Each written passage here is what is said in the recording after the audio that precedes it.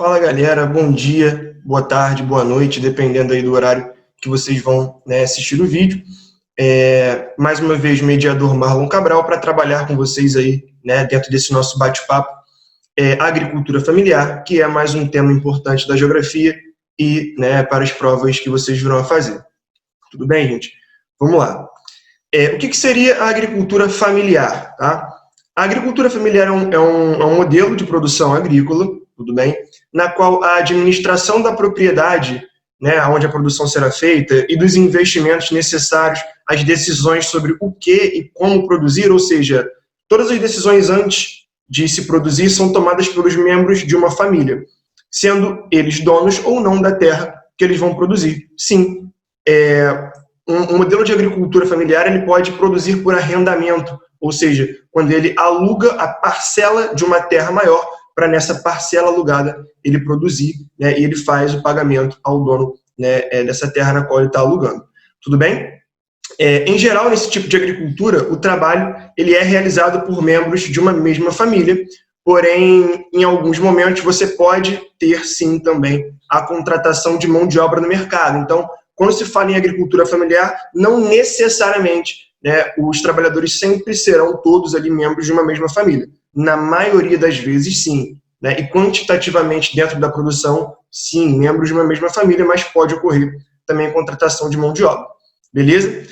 A política agrícola de um país, quando está voltada para a agricultura familiar, é extremamente importante, é bem interessante, porque é uma política que ela favorece a fixação das famílias no campo, beleza? Aumentando aí ofertas de alimentos no mercado regional, inclusive a produção dos alimentos que chega à mesa do brasileiro vem, em sua maior parte, da agricultura familiar, é importante a gente falar isso, A agricultura empresarial, patronal, do agronegócio, ela produz para exportação, para atender o mercado externo, tudo bem? Além de gerar postos de trabalho, na medida que você segura essas pessoas no campo e evita o processo de êxodo rural, beleza?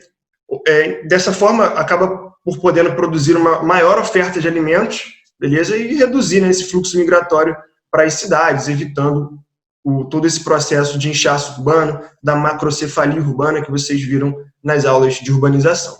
Tudo bem? Então, no que seria importante uma política agrícola de um país que prioriza a agricultura familiar? Por que isso seria muito importante? Na medida que você acaba segurando a mão de obra no campo, beleza? Evita o êxodo rural, uma vez que as pessoas terão seu emprego garantido, e evita os grandes problemas urbanos que muitos países, inclusive o Brasil, possuem. Tudo bem? Seguindo, qual o destino da produção familiar? Principalmente atender o mercado interno, principal responsável pelos alimentos que circulam internamente. Porém, há uma ideia geral de que a agricultura familiar não exporta nunca. Cuidado, gente, vamos ter cuidado com isso, beleza? Essa agricultura familiar ela é feita em pequenas propriedades, tá? Lembrando, sempre policultura, cultivo de mais de um gênero, dentro de uma pequena parcela de terra, Então você tem a policultura, que é o cultivo de vários gêneros, num minifúndio, tá? Que seria uma pequena parcela, uma pequena propriedade, beleza? Mas isso não quer dizer que não haja nunca excedentes, que é aquilo que pode vir a ser exportado, como eu coloquei para vocês aí no slide. Em geral, considera-se equivocadamente que a agricultura familiar não tem condições de produzir excedentes exportáveis, por causa do porte das propriedades, que são pequenas e médias, que são os minifúndios. Porém, existe a ideia do cooperativismo, que são quando vários pequenos e médios produtores se associam, através dessa ideia do cooperativismo, e aí você produz mais excedente e acaba aumentando a participação da agricultura familiar na exportação no mercado mundial, sim. Então, vamos ficar atentos a esses detalhes, essas nuances aí dos modelos produtivos agrícolas. Beleza, gente? A agricultura familiar ela vai meio que se subdividir em outros tipos de agricultura familiar. Vamos lá, vamos tentar dar uma olhada em cada um nesse nosso tempo, beleza? Primeiro, agricultura de subsistência. Você aprende isso desde muito novinho, Lá nos seus primeiros anos da escola. O que é agricultura de subsistência? É uma agricultura que produz para o próprio consumo. Beleza, durante muito tempo essa foi uma resposta que contemplava aí a nossa compreensão de agricultura de subsistência, mas é um conceito que ele foi ganhando uma conotação um pouco mais complexa. Como assim? Agricultura de subsistência é produzir para o próprio consumo, sim, mas você precisa vender aquele mínimo excedente que sobra, tá, para você pagar uma conta ou outra, complementar a sua alimentação. Então, vamos tomar cuidado com essa definição. Vamos lá. Então, é um tipo de agricultura familiar que prevalece nas regiões pobres, beleza? Essa agricultura de subsistência, voltada, né, às necessidades imediatas de consumo alimentar dos próprios agricultores e seus dependentes, né, seus familiares. Produção obtida em pequenas e médias propriedades. Gente, agricultura familiar, sempre pequenas e médias propriedades, tá? Sempre policultura, beleza? Vários gêneros que se associam, tudo bem? Isso em geral. Então, essa produção ela é obtida em pequenas e médias propriedades ou em parcelas de grandes propriedades, né? Nesse caso, parte da produção é entregue ao dono da terra como pagamento desse aluguel. Então, no caso da agricultura de subsistência, né, a produção pode ser feita em parcelas de grandes propriedades, e aí o produtor paga, né, ao dono da terra com parte da produção, beleza? No caso da agricultura de subsistência. Tipo de técnicas que são utilizadas, técnicas tradicionais e rudimentares, ou seja, técnicas muito antigas, técnicas que não condizem muito com a agricultura moderna, essa agricultura do pós-revolução verde, do pós-modernização da agricultura, beleza? Técnicas de preparo do solo, técnicas de plantio bem antigas, tudo bem? Rudimentares. Algumas características importantes aí dessa agricultura de subsistência, que é a primeira subdivisão que a gente está fazendo da agricultura familiar, beleza? Ela possui falta de recursos de assistência técnica, sendo assim você tem semente de menor qualidade, beleza? Você não tem investimento em fertilizantes, logo você tem uma produção bem baixa, né? A produtividade ela vai ser bem baixa, tudo bem, pessoal? Após alguns anos de cultivo, a diminuição da fertilidade natural dos solos, que acabam ficando quase sempre aí expostos a processos erosivos, uma vez que é uma agricultura bem rudimentar, beleza? Em alguns casos, dentro dessa agricultura de subsistência, beleza? Quando se percebe que o volume de produção está diminuindo, né, as famílias tendem a desmatar uma área próxima e praticando a queimada, para poder, né, dar início ali a um processo de degradação acelerada de uma nova área que eu quero plantar, né, de uma nova área que vai se tornar agricultável, beleza? E essa queimada, né, a gente vai chamar de agricultura itinerante, tudo bem? Uma técnica aí muito utilizada pela agricultura de subsistência, primeira subdivisão que a gente está fazendo aí da agricultura familiar, tudo bem? Coloquei para vocês uma imagem aí, né, de queimada para acelerar o cultivo em Londrina, beleza? No Paraná, foto aí de 2012. Na agricultura familiar de subsistência, predominam as pequenas propriedades, minifundos, como a gente falou, tudo bem?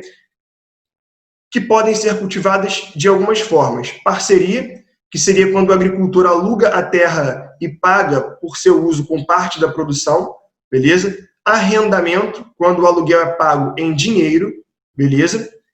Ou regime de posse, quando os agricultores simplesmente ocupam as tais terras devolutas, né? Lembrando, né, que o posseiro, ele ocupa terra devoluta, que são terras que estão desocupadas, que não possuem dono, né, ou que pertencem ao Estado. Então, as pequenas propriedades predominam, beleza? E a produção aí vai ser feita dentro de uma ideia de parceria, arrendamento ou de regime de posse, que seria a ocupação dessas terras devolutas, beleza? Continuando. Na contemporaneidade, ou seja, hoje em dia, onde que se destaca aí essa agricultura de subsistência, rudimentar, com técnicas antigas? Países da África subsaariana, né, daquela África abaixo, ali ao sul, né, para ser mais preciso, do deserto do Saara, a África que tem condições econômicas inferiores de desenvolvimento, né, condições, quando comparadas à África do Norte, né, é o contexto ali do continente africano, onde você tem os países mais pobres, beleza? Sul e Sudeste Asiático e América Latina, beleza?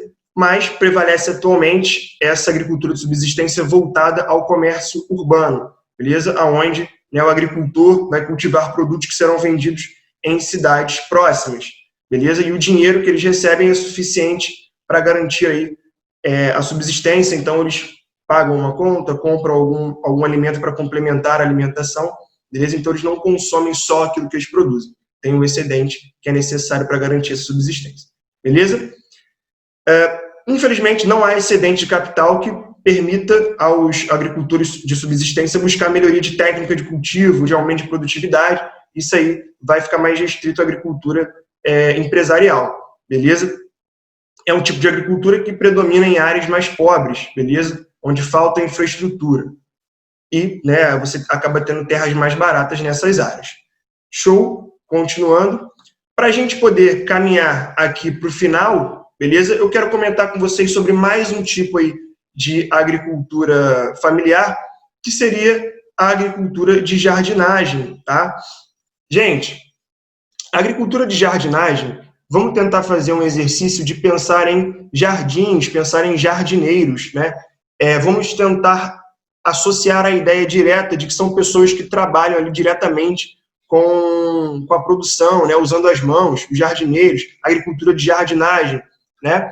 É um outro tipo de agricultura familiar, predomina ali no sul e sudeste da Ásia, no continente asiático, beleza?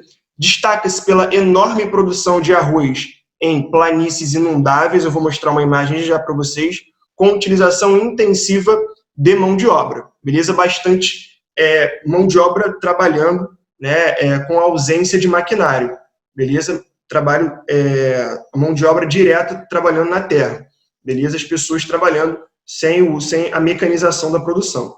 Show? É um sistema praticado em pequenas e médias propriedades, cultivadas pelo dono da terra e sua família, ou em parcelas de grandes propriedades. Show? E a sua estrutura apresenta variação, porque a gente fala assim, né? Sul e sudeste asiático, mas aí você tem diversos países. Então você tem um comportamento comum a vários desses países que praticam agricultura de jardinagem, mas você vai ter algumas variações que a gente vai apresentar agora, beleza? Então, é uma estrutura que apresenta variação entre os países e regiões onde é praticada, né?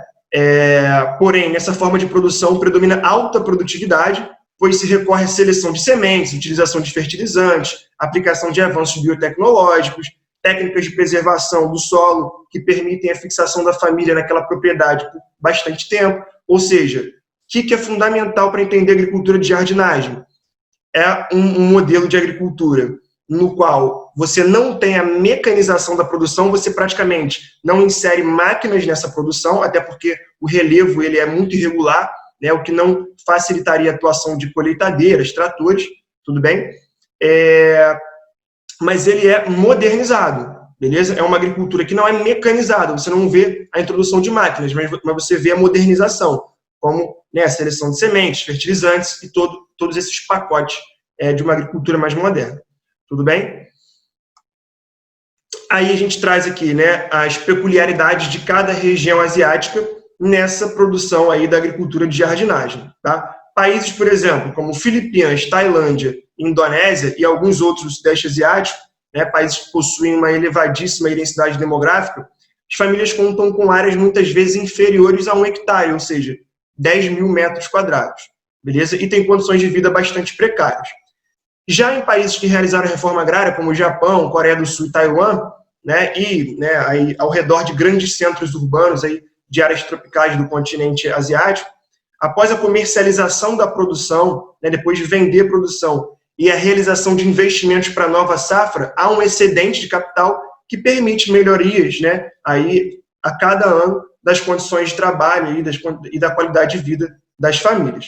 Beleza? Porém, né, como a propriedade e o volume da produção são pequenos, os agricultores dependem de subsídios governamentais para permanecer produzindo.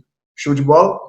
Para a gente poder caminhar aqui bem para o final, na China a produção também ocorre, né, em propriedades muito pequenas, inferiores aí a 1 hectare por família, né, 1 hectare e 10 mil metros quadrados. Beleza? E condições de trabalho quase sempre muito precárias. Você tem uma população na China que ela está em torno de 1 bilhão e 400 milhões de pessoas, né?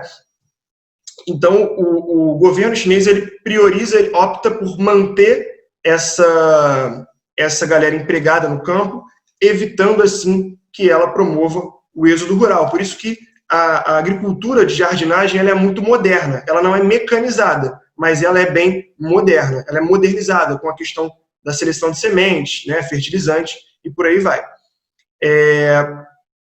No entanto, em algumas províncias aí litorâneas, né, da China, tem ocorrido um processo de modernização da agricultura impulsionado pela expansão de propriedades particulares e da capitalização proporcionada pela abertura econômica, né? Então, no caso, você tem, de um lado, uma China que prioriza manter a população empregada diretamente no trabalho, né, agrícola, perfeito? Não mecaniza essa produção, porque se você mecaniza, você tira o emprego dessa galera e ela vai buscar emprego nas grandes cidades, causando um caos aí nas cidades chinesas, tudo bem? E, ao mesmo tempo, uma China que vem vivendo aí um processo de expansão de propriedades particulares, né, em algumas províncias litorâneas, show de bola, que aí a gente já começa a observar uma agricultura um pouco mais modernizada, mecanizada, tudo bem? E, para a gente fechar, a principal técnica de produção, né, que eu gosto muito de mostrar para os alunos sempre, que é a técnica do terraceamento, né, que é a técnica mais utilizada nessa agricultura de jardinagem. Consiste em fazer cortes no relevo, como você pode ver na imagem. Esses cortes vão fazer com que a água da chuva, né, não desça com muita velocidade, né, ou seja, o escoamento superficial dessa água nesse relevo, ele vai ser mais lento do que se o morro tivesse, né, sem esses cortes, e aí você vai causando alagamentos em cada escadinha, em cada degrauzinho desse, e essas áreas alagadas, além de promover esse empoçamento que facilita a produção de arroz, ou a rizicultura, beleza? Você vai ter, né, o destaque para a produção de arroz e um modelo que evita a erosão do solo na medida que a água vai se empoçando. Tudo bem, pessoal? Então, a gente fecha aí com essa agricultura de jardinagem, trabalhamos aí, trocamos uma ideia, né? Óbvio que o nosso tempo ele é bem curto, mas trocamos uma ideia sobre agricultura familiar, né? Agricultura de subsistência, que é uma variação da agricultura familiar, e, né, no caso, também falamos sobre a agricultura de jardinagem, outra denominação da agricultura familiar. Tudo bem? Outra variação. Pessoal, foi um prazer trabalhar com vocês aí mais um tema da geografia, né? Nesse caso, falamos de agricultura familiar. Bons estudos e até a próxima. Valeu, abraço.